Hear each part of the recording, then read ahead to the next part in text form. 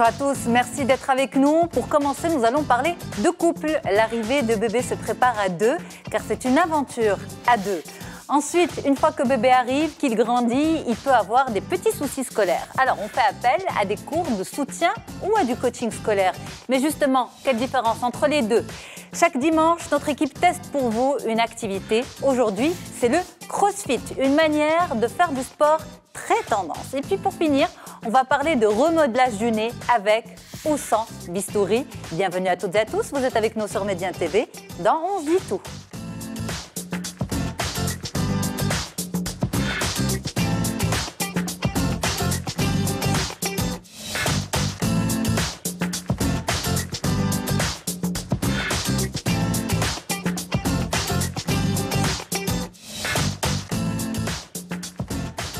Merci à tous d'avoir choisi Médien TV, On se dit tout pour vous accompagner. Merci pour votre confiance et on y va pour nos invités d'aujourd'hui. Maysouna Rahmouni, bonjour. Bonjour. Merci d'être là. Merci à vous. Alors avec vous, ce sujet, comment devenir parent, ça se prépare à deux, une aventure à deux, une affaire de couple. On en parlera avec vous. Vous êtes accompagnatrice en périnatalité. Asma Chouki, bonjour. Bonjour. Vous allez bien? Très bien, alhamdoulilah. Alors vous êtes coach scolaire et parental et avec vous la différence entre coaching scolaire et cours de soutien. Quelle différence? Eh bien, vous allez nous donner les détails ce matin, justement. Okay, et à côté de vous, docteur Saad Imaddine. Bonjour, docteur. Bonjour. Merci beaucoup d'être là. Vous êtes chirurgien esthétique. Et avec vous, nous allons parler du remodelage du nez avec ou sans bistouri. Alors, avec bistouri, c'est ce qu'on connaît classiquement, mais depuis quelques années, on voit pas mal de spécialistes qui partagent notamment sur les réseaux sociaux le remodelage du nez uniquement avec des produits, notamment l'acide hyaluronique.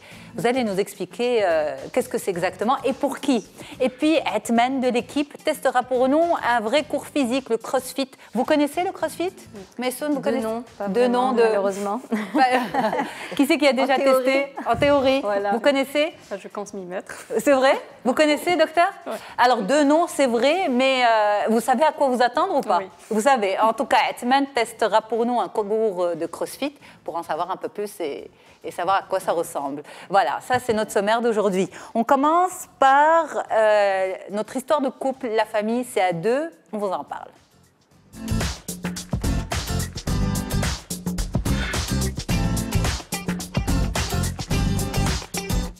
Maysouna Rahmouni, vous êtes accompagnatrice en périnatalité. Devenir parent, on s'y prépare à deux. Pourquoi? Parce que culturellement, souvent chez nous, c'est surtout une affaire de maman, de jeune femme, de la jeune future maman avec sa maman. Et c'est rarement une affaire de couple. Alors, on va en parler avec vous. Pourquoi c'est important de se préparer à deux à l'accueil de ce bébé. Mais juste avant, on regarde une blogueuse qui est très active sur ce sujet-là et elle nous parle de son expérience à elle. Et on revient en plateau. À tout de suite. On apprend toute sa vie à être parent. On apprend au fur et à mesure des expériences. C'est vraiment un point très important d'impliquer le papa aussi dans les rendez-vous médicaux par rapport à l'attente de l'enfant. On a les résultats à deux, on discute, on pose des questions aux médecins à deux. Et je conseille vraiment aux gens de se préparer aussi pour le jour J de l'accouchement. En ce qui concerne la suite, une fois que l'enfant est là, est-ce qu'on devient parent tout de suite? Est-ce que c'est vraiment en sortant de la maternité qu'on se sent parent? Pas du tout. On ne se sent parent que quand on prend conscience de la responsabilité, parce que c'est du 24 heures sur 24, c'est du 7 jours sur 7, toute l'année, donc ça demande une présence. Et sur le manque de sommeil, c'est vrai que c'est pas évident. Donc on a besoin d'aide. Et la première aide qu'on a et qui doit être, c'est le papa, qui lui prend le relais. Et c'est vrai que mon mari, dès le début, il s'est impliqué. On a mis en place un système où une fois c'était lui qui faisait la nuit blanche, une fois c'était moi.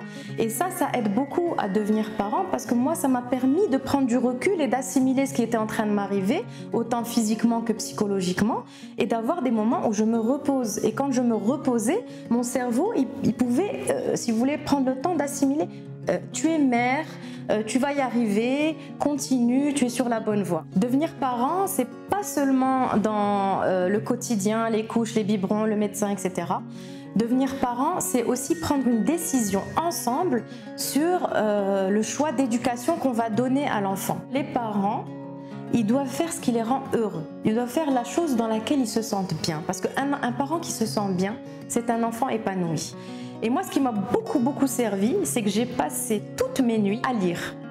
Donc c'était soit des revues scientifiques sur Internet, on regarde la source, le site, et on regarde aussi qui l'a écrit. Est-ce que c'est un médecin, est-ce que c'est une sage-femme, est-ce que c'est un psychologue? Et on filtre. Vraiment la seule chose qui motive à continuer, qui motive à vivre cette super belle expérience, parce que c'est une belle expérience d'avoir des enfants et de devenir parent, c'est le fameux sourire. Donc c'est quand votre bébé il vous regarde et il vous sourit, surtout quand c'est la première fois. Là, c'est le bonheur. Il y a beaucoup d'émotions à chaque fois les bébés nous font, on va dire, ressentir des choses très particulières. Bah, c'est sûr. Alors, notre blogueuse Instagrammeuse, c'est comme ça qu'on les appelle aussi, parlait de l'arrivée du bébé les premières semaines avant. Avec vous, Maysouna Rahmouni, c'est comment se préparer à l'accueil de ce bébé. Ces 9 mois de grossesse, est-ce qu'ils peuvent servir le couple à devenir parent? Oui, clairement, bah, c'est clair, les choses sont bien faites justement, c'est ça l'intérêt d'avoir 9 mois, donc ça permet aussi de se préparer à l'arrivée de cet enfant.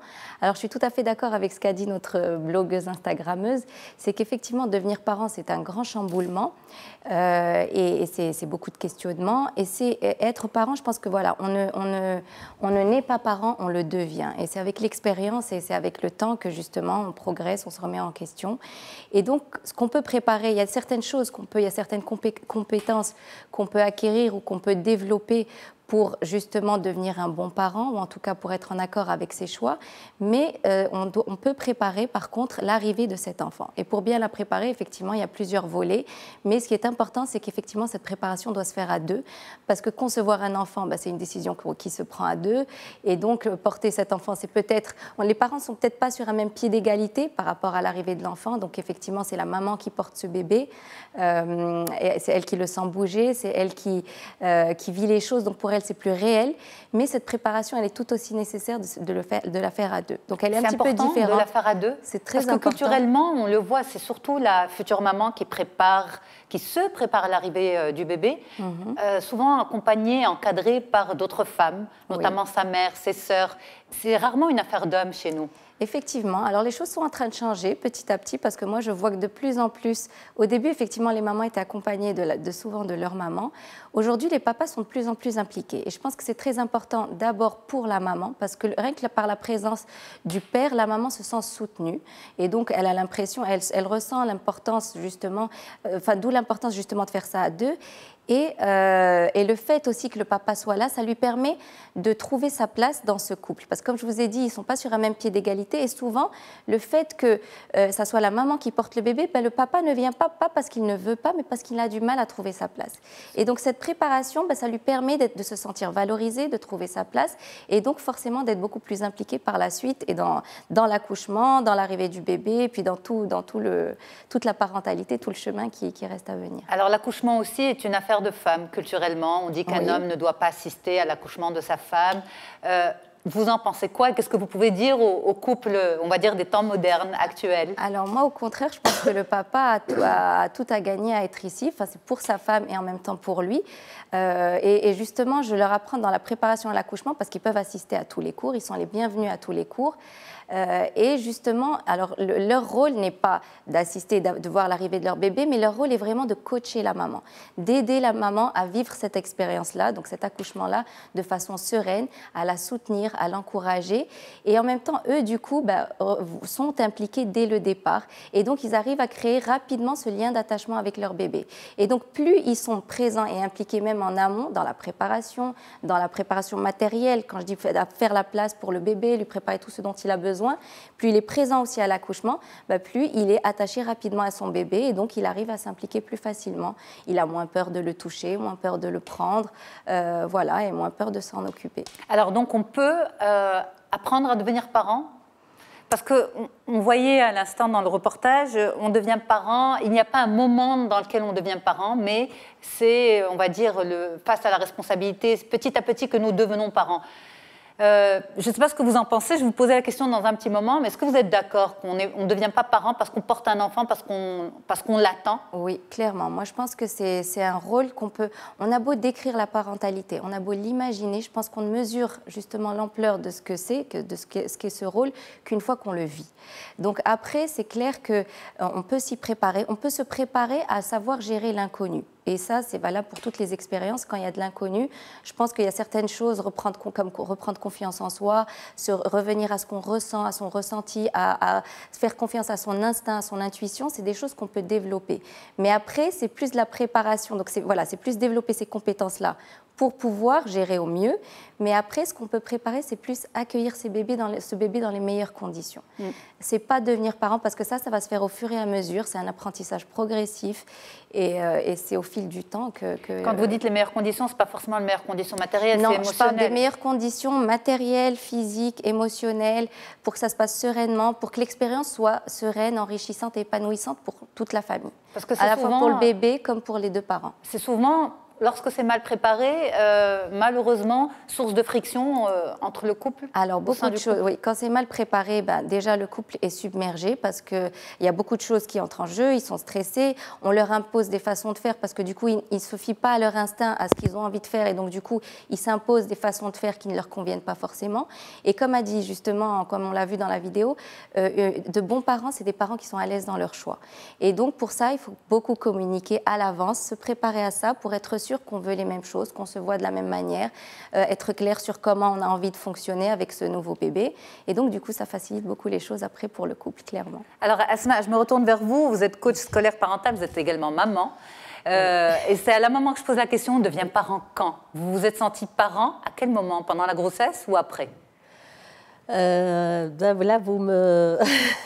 je vous ramène loin, pas aussi loin que ça. Vous êtes jeune, Asma. Un peu loin. Mais moi, je parle de mon expérience personnelle. C'est le moment où, autant que maman, le moment où j'ai senti le bébé bouger dans mon ventre. Vous vous êtes sentie devenir mère? Oui. Donc, à cet instant-là, je me suis dit, waouh, il y a quelque chose qui arrive. Ça devient du concret. C'est parce que, c'est vrai, on est enceinte, c'est les tests, c'est l'échographie, c'est la petite image.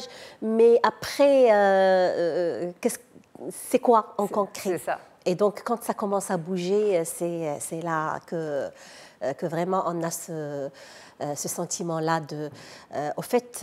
d'appartenance. C'est ce qui est là, ça m'appartient. C'est moi, c'est mon bébé.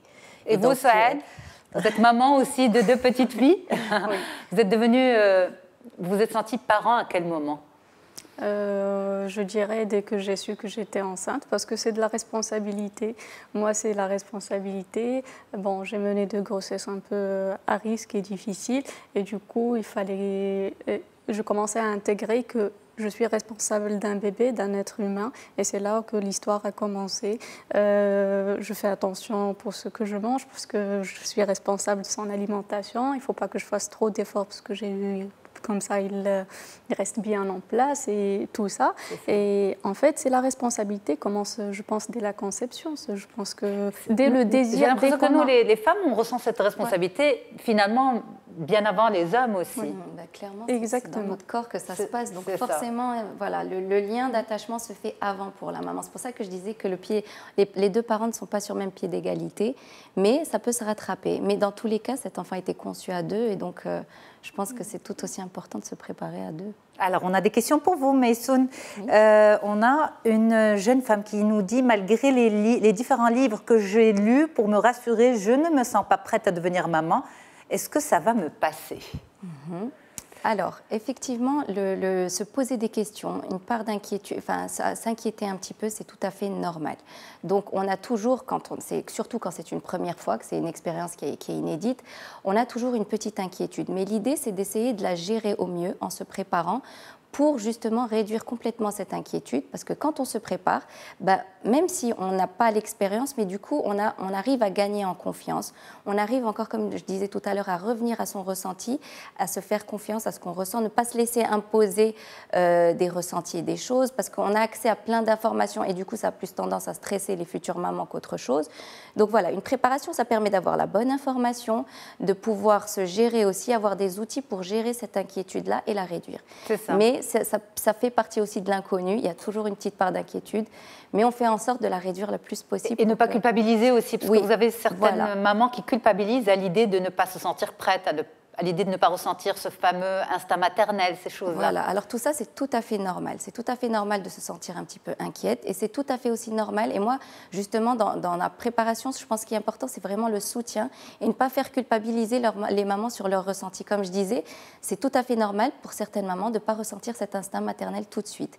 C'est des choses qui peuvent venir, il y a des choses qui peuvent aider aussi pour que ça vienne. Donc voilà, tous les sentiments, tous les changements émotionnels sont normaux dans la grossesse. Il faut juste être accompagné pour que ça se passe bien. Et se laisser le droit d'avoir son propre... le temps de vivre les choses à sa manière, de ne pas se laisser imposer une façon de vivre les choses, parce que c'est là qu'on est perdu. Complètement. Et puis une dernière question pour vous, c'est un papa qui nous pose cette question. On dit souvent que l'instinct maternel est très fort, qu'en est-il de l'instinct paternel? Alors, pour moi, je pense que alors effectivement, l'instinct maternel, il se développe, en tout cas, il a la possibilité de se développer avant, parce que comme je disais, c'est dans le corps de la maman que ça se passe. Après, émotionnellement, ce n'est pas le même rapport entre les mamans et les papas. Il y a un instinct qui est différent, il y a tout un cocktail hormonal qui est différent, donc qui fait que cet instinct est peut-être plus fort chez les mamans. Mais je préfère parler plutôt de lien d'attachement. Et je pense que ce lien d'attachement, il est le même chez la maman et chez le papa. C'est juste que le papa a peut-être besoin d'un peu plus de temps et un peu plus d'aide pour pouvoir le développer lui aussi à son tour. Mais voilà, une fois que c'est mis en place et qu'il fait tout ce qu'il faut pour s'aider à avoir ce lien, je pense qu'après, c'est la même chose. Alors, vous me donnez une idée de sujet, le lien d'attachement paternel à travailler, justement. Ouais, on creusera autour. Merci beaucoup, Maysoun Rahmouni, accompagnatrice en périnatalité. Alors, une fois que bébé est là, qui grandit, il va à l'école, très bien, tout ça, c'est super. Et puis, certains enfants ont parfois des petits soucis de scolarité. À ce moment-là, on fait appel à... Traditionnellement, c'était le cours de soutien scolaire. Aujourd'hui, il y a une nouvelle tendance, celle du coaching scolaire. Quelle différence entre les deux? On vous en parle tout de suite.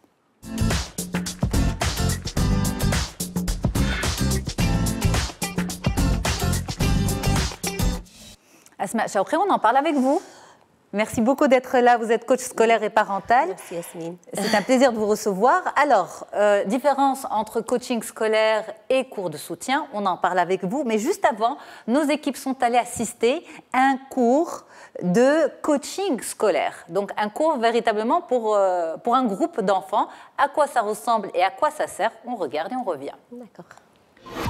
Le coaching scolaire est un accompagnement d'un point de départ vers un point d'arrivée, autrement dit vers un objectif à atteindre. Le coaching scolaire s'inscrit dans un cadre organisé et structuré à travers une matière qui est enseignée, qui est le développement personnel. Le programme focalise sur 3 compétences: compétences d'apprentissage, compétences sociales et compétences émotionnelles. Si on a une belle-mère, est-ce qu'elle fait partie, est-ce qu'elle rentre dans mes objectifs familiaux? C'est objectif familial parce qu'elle vit avec nous à la maison. Les parents sont divorcés et le père va se marier avec une autre femme. Oui. Est-ce que les belles-mères ou les beaux-pères ils ont le droit de nous frapper? Maîtresse, moi, quand mon père s'est marié avec ma mère, ma mère a dit à mon beau-père qu'il n'avait le droit de me taper seulement si je fais une très grosse bêtise. D'accord. Alors, les histoires de famille sont compliquées quand les adultes veulent la compliquer. Tu as demandé si la belle-mère faisait partie de la famille. Effectivement, la belle-maman, le beau-père font partie de la famille. Ce qui est pour les compétences d'apprentissage, c'est tout ce qui va lui permettre d'avancer, d'avoir la posture d'élève. Pour les compétences sociales, c'est tout ce qui va l'aider à avoir une relation sans conflit avec ses pairs et son entourage à l'école. Ça va lui permettre aussi d'avoir la force de verbaliser et d'exprimer ses opinions et ses idées. Les compétences émotionnelles vont lui permettre de développer son estime de soi et sa confiance en soi. Donc, c'est en développement personnel, c'est un accompagnement collectif, mais à visée individuelle. Voilà, donc nos équipes sont allées assister à cette séance de coaching scolaire de groupe. C'est en quelque sorte une forme d'accompagnement, de coaching personnel pour enfants. Et bon, c'est vrai que le sujet abordé, c'est par rapport à la famille recomposée. Nos enfants, aujourd'hui, vivent dans cette réalité. Et donc, oui, pourquoi ne pas l'aborder en groupe, parler de l'inquiétude des enfants c'est vrai que c'est intéressant comme approche. Asma Chawqi, vous êtes coach scolaire et parental. Avec vous, justement, cette différence. Donc, finalement, le coaching scolaire, c'est pas pour booster la performance scolaire ou oui, ça peut y contribuer également? Ça peut y contribuer. Et aujourd'hui, on va dire que le coaching scolaire et le soutien scolaire peuvent être deux approches complémentaires qui vont œuvrer à la réussite de l'enfant, mais l'une n'est pas l'autre. D'accord. Parce qu'avant, on va dire, notre génération a grandi avec les cours de soutien. Quand on avait des difficultés en classe, eh bien, on avait soit un cours particulier, soit des cours... C'était ça. Donc, quand un enfant il est devant une difficulté scolaire, la première chose qu'on va penser à faire, on va aller avoir recours à un cours particulier ou un cours de soutien scolaire. Il ne faut pas nier que ces cours-là, cette méthode-là, elle donne des résultats. Donc, après, des résultats par rapport à un instant, par rapport à une matière. Donc, comme tu avais dit tout à l'heure, c'est quelque chose qui a à faire avec une discipline, une matière, une difficulté de matière. Mais aujourd'hui, les recherches dans les sciences cognitives, ils ont prouvé que maintes difficultés scolaires ne sont pas disciplinaires. C'est-à-dire qu'ils n'ont rien à voir avec la matière en elle-même. Par contre, ils ont relation avec les compétences transversales. Telles que la façon d'apprendre, la mémorisation, la gestion de temps, la gestion de stress, voilà, donc l'orientation, trouver le plaisir de ce que je fais. Mais comment savoir que mon enfant, par exemple, ce qu'il a comme difficulté scolaire, n'est pas une difficulté liée à la compréhension de la matière, mais plutôt à ses compétences transversales? Donc, parfois... Avant, on ne se posait pas la question. Oui, mais parfois, on entend aujourd'hui des parents qui vont se dire, moi, je ramène les meilleurs professeurs à mon enfant, il lui donne des cours en particulier, mais il n'y a pas de résultat. Il n'y a pas de résultat. Et on entend par exemple les profs qui font des cours particuliers qui vont dire « Moi, quand j'explique à l'enfant, il comprend tout, il arrive à faire des exercices, mais une fois en classe, il perd ses moyens. Voilà, il n'arrive pas à faire ses exercices ou à répondre.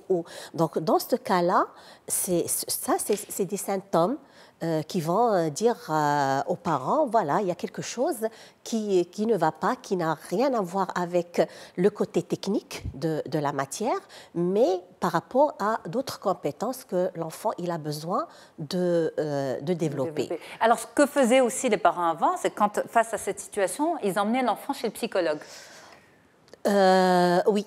On va dire heureusement ou malheureusement, parce que le psychologue ou le psychothérapeute, il a son rôle dans la vie de tout le monde, pas juste l'enfant, aussi dans la réussite scolaire d'un enfant.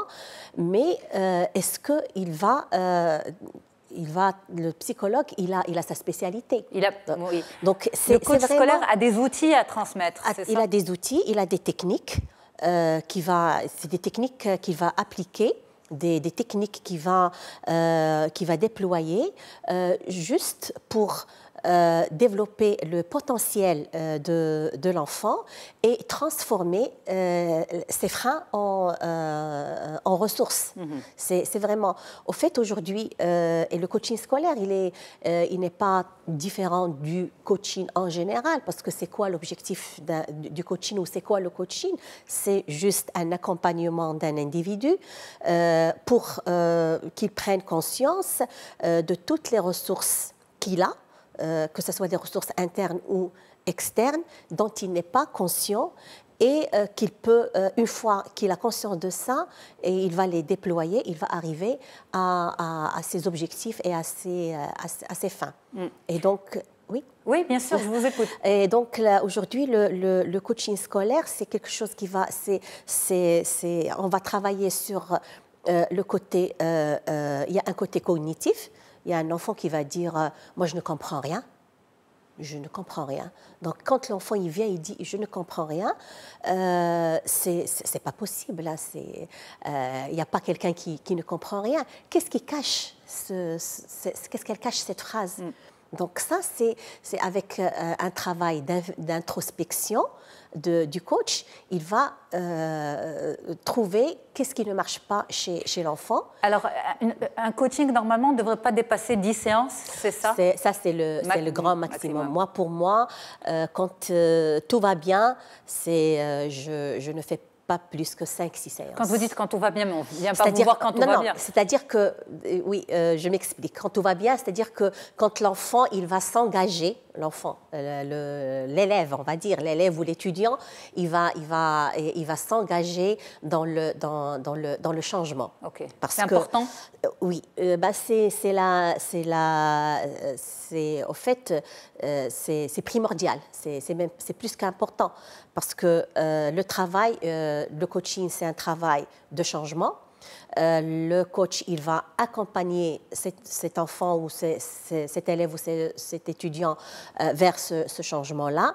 Mais si l'élève ou l'étudiant, il n'a pas cette volonté de prendre sa scolarité en main et d'être acteur au lieu d'être spectateur et mettre des actions en place pour changer, le coach, il peut utiliser tous les outils, toutes les techniques qui puissent exister et il ne va pas arriver à un résultat. Absolument. Alors, on va continuer la discussion avec vous. On va marquer une courte pause et on revient parce qu'on a aussi des interrogations de la part de nos téléspectateurs sur les réseaux sociaux. Asma Chouqi, Maysoun Rahmouni, Saad Imaddine, merci pour votre présence. À tout de suite.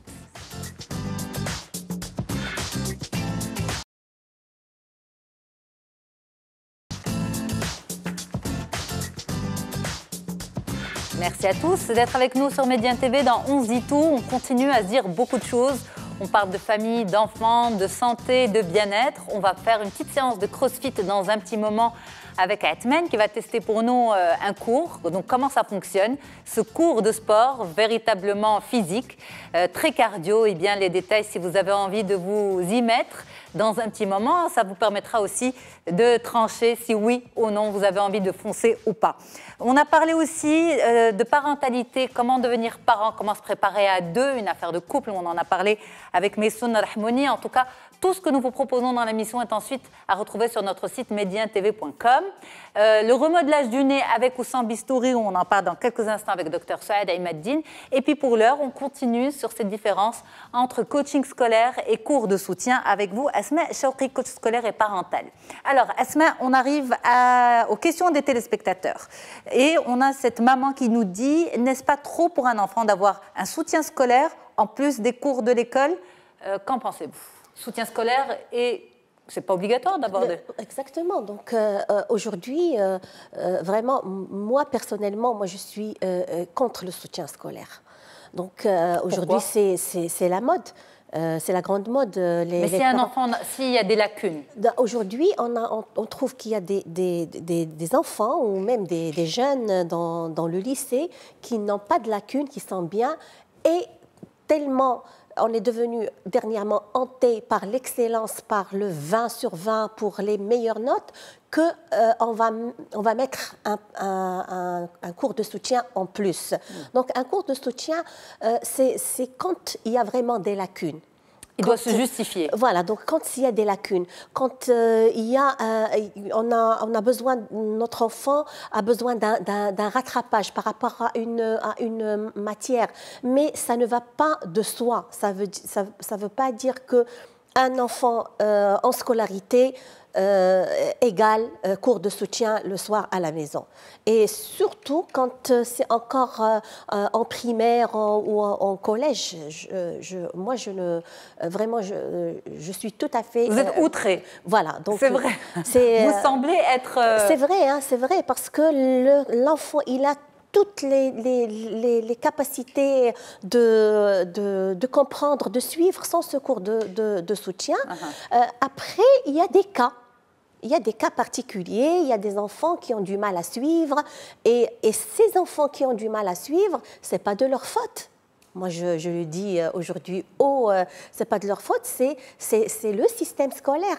Parce qu'aujourd'hui, tous les enfants n'apprennent pas de la même façon. Chacun de nous, il a sa façon d'apprendre, il a sa façon de voir les choses.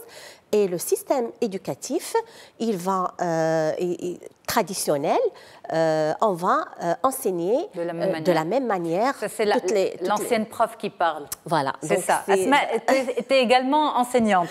Pendant 31 ans. Alors, on a une autre question. Le coaching scolaire, ce n'est pas finalement un nouveau business au détriment des parents? Au fait, si on abuse de ça, parce que quand je dis coaching scolaire, et j'ai dit tout à l'heure, c'est 5 à 6 séances, et j'ai parlé de compétences transversales. Aujourd'hui, quand un enfant il a une difficulté scolaire, et ça a besoin d'un accompagnement de coach scolaire, il va apprendre il va apprendre des choses sur lui. D'abord, il va apprendre à se connaître. Le coach, son rôle, c'est de valoriser l'enfant, de l'encourager. L'enfant, il change de perception sur lui-même. Il apprend comment il fonctionne, comment il apprend, comment il va s'organiser, comment il va gérer son temps, comment il va gérer son stress. Ça va être quelque chose d'acquis, de spécial par rapport à une période de difficulté, mais c'est des choses qui vont accompagner le jeune ou l'enfant ou l'élève tout le long de sa vie. Donc c'est un investissement à long terme. Aujourd'hui, les parents, ils sont prêts à investir dans des cours de maths et de physique et de français chaque mois, chaque trimestre, chaque année, tout le long de la scolarité. Par contre, un accompagnement en coaching, c'est un accompagnement, on va pas...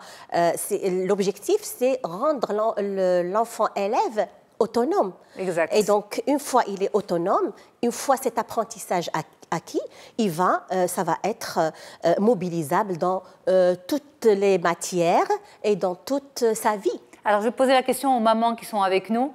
Maïsouna Rahmouni, vous connaissiez le coaching scolaire? Non, pas de façon précise aussi. Je ne connaissais pas vraiment la nuance entre les deux. Je ne la connaissais pas, mais j'avais juste une petite question. C'est juste, est-ce que dans le coaching, ça intègre une partie par rapport au développement de la technicité de la matière, en fait, ou pas du tout?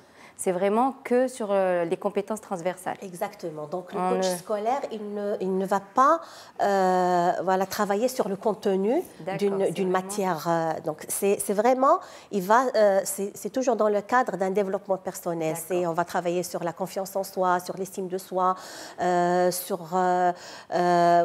y a aussi dans ce travail-là, l'enfant élève et étudiant, il va gagner en autonomie, en responsabilité, en agilité relationnelle, il va se connaître, il va commencer à connaître l'autre. On travaille aussi parfois sur les relations frères et sœurs, relations parents-enfants, la relation avec les amis, les copains à l'école. Parce que il y a aussi un côté, on travaille sur le côté émotionnel, comme ça a été dit sur le reportage. Moi, je n'aime pas l'école, moi, je n'aime pas la maîtresse, moi, je n'aime pas ce professeur, moi, je n'aime pas cette matière. Donc, tout ça, et on travaille sur les croyances. On va essayer de transformer les Mais il faut croyances. Que l'enfant en aient besoin. C'est-à-dire que ce n'est pas un investissement que les parents vont aller faire sur tous leurs enfants parce qu'il faut leur donner des compétences supplémentaires. Pas du tout. Il faut qu'il y ait un besoin. Non, pas du tout. C'est au fait, quand je vois les symptômes, il y a mon enfant, on va déployer toutes les cours, il va y avoir le cours de soutien, les révisions, on va faire le devoir, mais il n'avance pas. Il se réveille le matin, l'enfant, il va commencer surtout par rapport à la démotivation. Moi, je ne veux pas aller à l'école, je n'aime pas l'école. Le coaching scolaire, c'est aussi, ou bien c'est ce qu'on appelle aujourd'hui le coaching d'orientation. C'est très important pour les bacheliers, pour les gens dans les universités. On aura l'occasion de revenir sur ce point. Merci Asma Chokri, coach scolaire et parental. Alors, mesdames, on y va pour cette séance de CrossFit? On y va, Saad. Après, vous êtes inscrite ou pas encore? Vous avez payé ou pas encore? Je n'ai pas encore payé, mais j'ai déjà assisté à un cours. Oui, alors parce que vous voulez vous lancer dans un truc pareil. Mais les résultats, ils sont très encourageants. Vous avez vu les résultats? Ben, on va voir Atman en action et après, vous nous dites si vous êtes toujours aussi motivé ou pas. OK? Allez, on y va. On a testé pour vous.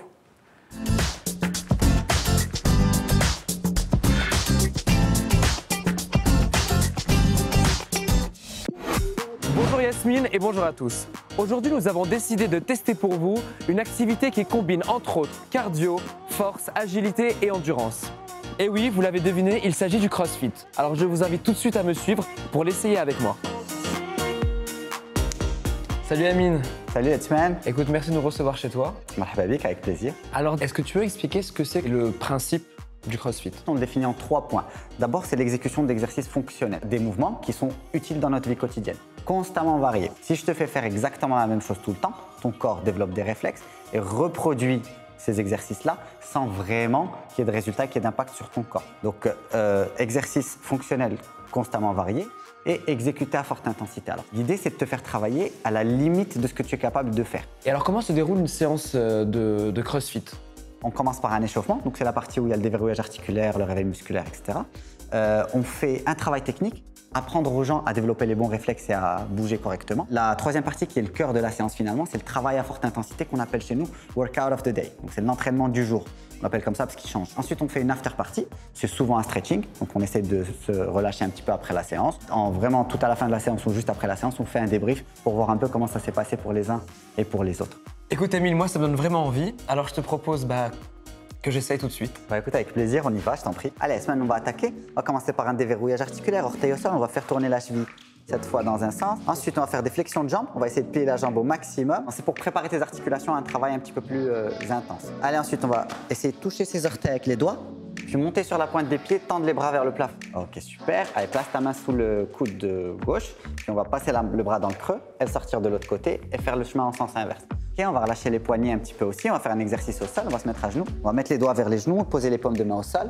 Voilà, et simplement en restant dans cette position, pousse les fesses en arrière, tu vas sentir que ça tire sur les avant-bras et sur les poignets. Voilà, c'est ce qu'on cherche à faire. Allez, très bien. On va se faire un petit réveil musculaire. Allez, c'est parti. De plus en plus bas, il va falloir descendre en squat. Remonte tes orteils, comme si tu voulais pointer le plafond avec tes orteils. Ok. Et puis descends en squat. Voilà. Ensuite, on va s'allonger par terre complètement. On va mettre les mains au sol au niveau de la poitrine. Et on va faire des pompes, mais on va les faire juste sur les genoux. On touche le sol et on tend, on essaie de faire ça 5 fois. Allez, on va faire un petit réveil cardio maintenant. Alors c'est très simple, on va faire un exercice qui s'appelle les burpees. Donc l'idée c'est quoi? C'est de chasser tes pieds avec tes mains. Tu vas envoyer les pieds en arrière et poser les mains au sol et te laisser tomber par terre. Tends les bras et puis tu vas ramener les pieds vers les mains, relever et clap des mains au-dessus de la tête. On va commencer par faire un petit peu de corde à sauter. Ok, super. Maintenant, on va essayer un truc un petit peu plus complexe. C'est le même principe, essayer de sauter lentement et de faire tourner tes poignets plus vite. Super. Très bien. Bon, Ouais, génial, super, bravo, je te félicite. L'autre mouvement qu'on va essayer de faire aujourd'hui, c'est la montée de corde. Alors l'idée, c'est quoi? Tu attrapes ta corde, tu vas essayer de monter les pieds le plus haut possible. Et puis je vais placer mon autre pied pour avoir un appui. Ensuite, il suffit de tirer avec les bras. Là, t'es debout, c'est facile. Voilà, remonte le genou, tiens bon, coince. Voilà, allez, encore un tout petit peu. Voilà, super. Et tu peux commencer à redescendre doucement. Bravo, je te félicite, joli travail. Ok. Alors, l'exercice suivant qu'on va essayer de faire, ça s'appelle un burpee box jump over. D'abord, il faut faire un burpee de ce côté de la box, se redresser, sauter sur la box, essayer de pivoter par-dessus. Une fois que tu es de l'autre côté, tu refais le même exercice. Ok. Allez, go. Super, poitrine au sol, voilà, tu sautes, tu pivotes par-dessus, tu passes de l'autre côté, on refait la même. Ok, le dernier exercice que je te propose cette semaine aujourd'hui de faire, ça s'appelle un wall ball shot. Alors l'objectif, c'est de récupérer le ballon, de descendre en squat et de jeter le ballon au niveau du trait rouge pour les garçons. Ok, super, bravo. Une dernière fois. Bravo, bien joué, Yassmine. Merci. Vous l'avez compris, il s'agit d'une activité qui reste intense mais accessible à tous. Ne vous inquiétez pas, il y a des coachs qui sont là pour vous aider et pour adapter chaque exercice et chaque type d'entraînement à vos capacités physiques. Pour ma part, je me sens beaucoup plus fort. La preuve. Bon, Yasmine, je crois que j'ai encore parlé trop vite. Je te rends l'antenne et je te dis à la semaine prochaine. Allez, courage, Yassmine, tu peux y arriver. Vas-y, vas-y, vas-y, on t'encourage ici. Celle qui est très motivée aussi, c'est Saad, hein, toujours aussi motivée. Ah oui, bien sûr. Donc, quand on va se revoir la prochaine fois, ça sera pour... Je posterai quelques photos. Oui, super, parfait. Merci beaucoup, docteur. Alors, Saad Meddine, vous êtes chirurgien esthétique et avec vous, justement, on parle santé. On regarde.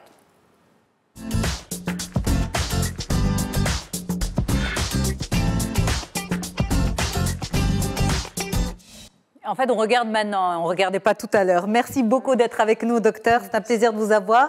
Le remodelage du nez avec ou sans bistouri, c'est ce que nous allons voir avec vous. Mais ce qu'on vous propose avant, c'est un petit rappel historique du remodelage facial et du remodelage du nez en particulier. On regarde. Contrairement à ce que l'on pourrait croire, la chirurgie esthétique est une des plus anciennes pratiques médicales que l'homme ait connues. Elle date d'il y a 3000 ans. Ce sont les Égyptiens puis les Indiens qui effectuaient des opérations d'oreilles, de lèvres ou encore de nez dans une optique réparatrice lors de guerres ou de maladies. Puis ce sont les Romains et les Grecs qui ont amélioré la chirurgie en la faisant évoluer vers les os, la peau et les organes. Mais il faut réellement attendre la Première et la Seconde Guerre mondiale pour passer du concept de chirurgie réparatrice au concept de chirurgie de beauté. Aujourd'hui, la chirurgie esthétique est considérée comme étant le remède miracle à la quête de la jeunesse éternelle et à la quête des dimensions du corps parfait, et particulièrement des dimensions de son nez. Qui n'a jamais eu envie de se faire refaire le nez? C'est en effet notre nez qui donne sa personnalité à notre visage. Nous héritons tous, heureusement ou malheureusement, du nez de membres de notre famille sans avoir le choix. Il existe alors une solution, se faire opérer. Mais nous avons tous peur des ratés ou du côté irréversible que prend cette opération. Pour y remédier, de nouvelles techniques d'un nouveau type mises en place par des plasticiens ont donné naissance au remodelage. Le chirurgien peut injecter de l'acide hyaluronique pour corriger des petites imperfections. Un nez un peu creux, une ligne irrégulière ou encore une asymétrie.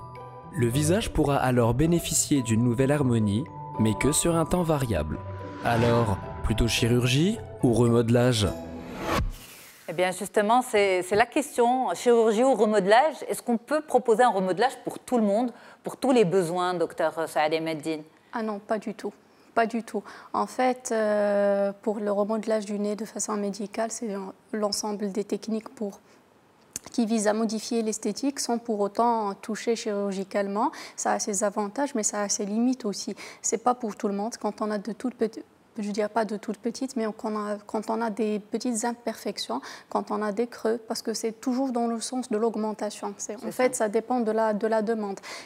Si la patiente ou le patient vient et vous dit « j'ai un gros nez », vous n'allez pas lui proposer de faire une rhinoplastie médicale. Ça n'a pas de sens. Rhinoplastie médicale, c'est-à-dire avec les injections? Ça, avec les injections. C'est en utilisant des produits de comblement. Bon, le produit phare, c'est l'acide hyaluronique, comme on peut aussi utiliser l'hydroxyapatite de calcium. Ça marche très bien aussi, et c'est toujours dans le sens de l'augmentation. Et en fait, pourquoi cette technique a eu un véritable engouement ces dernières années? Parce que c'est rapide, on a un patient qui est conscient, qui suit sa transformation, et il sait très bien où est-ce qu'il veut partir, le résultat escompté, et il suit. S'il y a nécessité d'une retouche, on peut la faire si le patient il est éveillé, dans les quinzaines de jours, c'est rapide et ça peut être réalisé dans la pause du déjeuner et reprendre le travail sans souci. En fait, c'est ça ce qui fait que ça a eu beaucoup de succès ces dernières années. Mais c'est à visée esthétique, c'est pas réparateur. C'est-à-dire,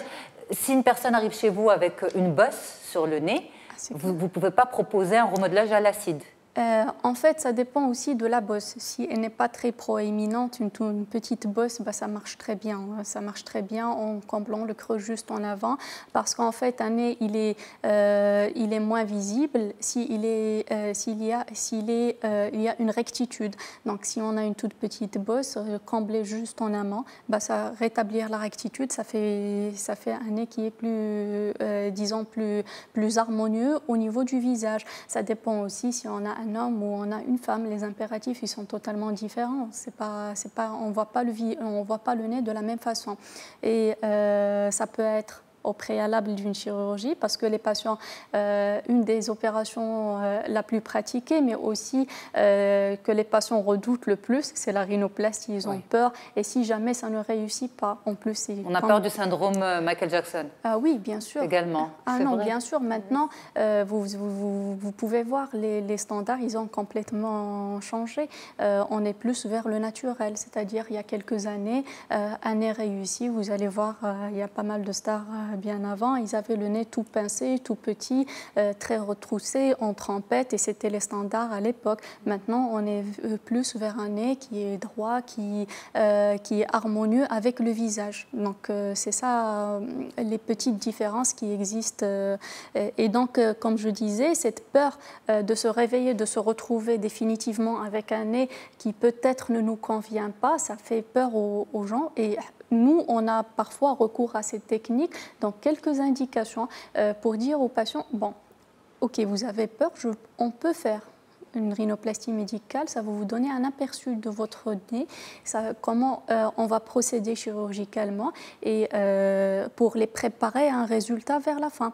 Ou parfois, on a des nez qui ont été déjà opérés, des patients qui ont déjà été opérés, qui gardent de petites imperfections. Ça marche très bien avec l'acide hyaluronique. En une injection, ça prend 10 minutes pour le faire. Et puis, ils sont contents. Donc, il faut peser vraiment, vraiment l'indication. Mais sinon, si c'est bien indiqué, bien fait, il y a des résultats magnifiques. Mais par rapport au remodelage avec l'acide hyaluronique, est-ce qu'aujourd'hui, ce n'est pas banalisé de la part des patients ? Aujourd'hui, c'est presque devenu je me fais plaisir. Ce n'est pas un acte chirurgical. Bon, c'est vrai que ce n'est pas donné non plus, mais voilà, c'est transitoire, c'est une petite folie. Non, non, je dirais c'est tout le principe de la chirurgie esthétique. C'est-à-dire, je pense, c'est le poids qui nous est sur les épaules, nous, chirurgiens esthétiques. Parce qu'en fait, quand il arrive, il faut peser le pour et le contre.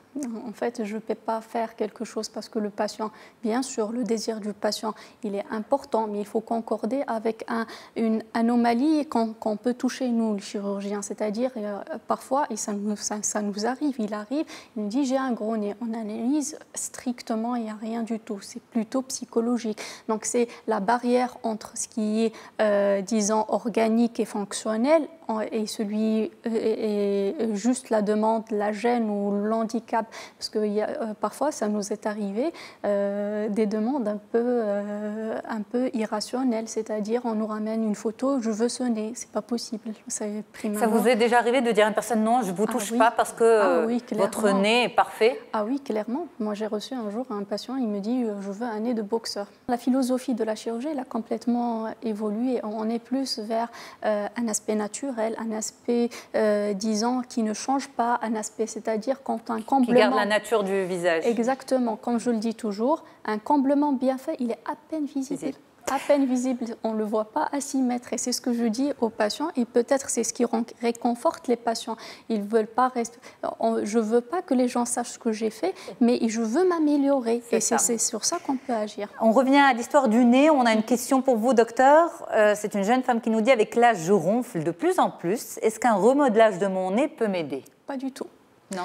Pas du tout. Pour le problème de la respiration, comme je disais, c'était l'aspect externe. L'aspect externe, c'est quand on a un creux, on a une irrégularité. Le creux, il peut être soit sur le dorsal, sur l'arête nasale, soit au niveau des ailes, soit pour ouvrir l'angle nasal. C'est-à-dire que c'est des gens qui, quand ils parlent ou quand ils sourient, il y a la pointe qui s'écrase. Là, on peut agir, mais pas au-delà. Quand on renfle, c'est qu'on a un problème de la cloison nasale, c'est fonctionnel, c'est plus profond. Là, c'est la chirurgie, il n'y a pas moyen. C'est la chirurgie. C'est la chirurgie. Le remodelage n'agit pas sur l'intérieur. Jamais, jamais. C'est juste sur l'aspect extérieur et dans les petites irrégularités, pas plus. Sinon, s'il y a un problème de respiration, s'il y a le problème de respiration dans les nez qui sont très déviés, c'est-à-dire les post-traumatiques. En post-traumatique, on a reçu un coup et puis ça a dévié, on respire mal, et on a des problèmes de sinusite, peut-être parfois on a des problèmes, ce genre de problèmes par la suite. Non, c'est la chirurgie, il n'y a pas moyen. C'est la chirurgie. Alors, dernière question, peut-on changer de forme de nez autant de fois que nous le souhaitons avec le remodelage? Je dirais non, parce que l'objectif du remodelage, c'est le même. C'est le même, c'est-à-dire quand je vais analyser, déjà choisir les candidats d'un bon remodelage, ce n'est pas parce que j'ai envie de le faire que je vais le faire. Est-ce que c'est possible? Est-ce que j'ai une bonne indication en fait? Si je change, je vais changer quand j'ai un creux, je vais agir sur ce creux, je vais ouvrir un angle, je vais projeter plus une pointe, projeter plus, donner l'impression. En fait, parfois, quand on a des nez qui sont aplatis, ça donne l'impression que c'est des nez larges. Le fait de faire un comblement, ça réfléchit plus la lumière et ça donne l'impression qu'on a rétréci le nez. En fait, c'est juste un effet optique. Ça, on peut agir dessus. Mais non, on peut pas. Mais c'est dans la limite du possible, dans la limite de la petite déformation qui existe. Et non pas Vous êtes des architectes, en fait, oui, du visage. En fait, il faut prendre, il y a des impératifs. C'est pour ça que je dis il faut toujours bien étudier. C'est pas, il faut se faire injecter le nez. Franchement, moi, le nez, c'est parmi les dernières zones que j'ai commencé à injecter. C'est pas, quand on commence à injecter, on ne va pas aller vers le nez. Parce qu'il y a des impératifs, il y a des risques de complications quand ce n'est pas bien fait. Et il faut vraiment bien doser le geste. C'est pas je vais me faire injecter, je suis le premier venu pour me faire plaisir et prendre le geste à la légère. Ça reste une intervention qui a ses risques aussi, ses complications quand ce n'est pas bien fait. Et automatiquement, il faut informer le patient pour qu'il pèse le pour et le contre. C'est pas prendre à la légère. C'est pas un petit geste pour se faire plaisir. Bien, merci beaucoup en tout cas pour votre transparence et votre honnêteté, docteur Saad Aymaddine. Vous êtes chirurgien esthétique à Marrakech. Merci beaucoup, mesdames, d'avoir fait le déplacement de Casa, de Tanger, de Marrakech pour être avec nous sur le plateau d'On se dit tout aujourd'hui. Pour nos téléspectateurs, Maysoun Rahmouni, accompagnatrice en périnatalité, Asma Chawqi, coach scolaire et parental, et docteur Saad Aymaddine, chirurgien esthétique. Merci encore une fois, Athman. Bravo pour ta séance de sport. D'ici la fin de la saison, c'est tablette de chocolat pour Athman, c'est sûr. Allez, on se retrouve très vite sur Média TV, dans On se dit tout et sur les ondes de Média Radio avec Farhana. Au revoir, merci.